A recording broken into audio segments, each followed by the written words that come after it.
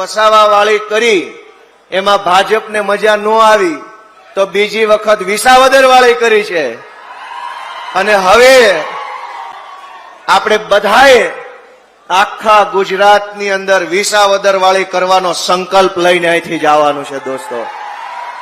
સાથીઓ, હું છેલ્લી એટલી આશા રાખું છું કે આ આક્રોશને ઠંડો ન પડવા દેતા, તમારા જુસ્સાને થમવા ન દેતા, ઉભો ન રહેવા દેતા।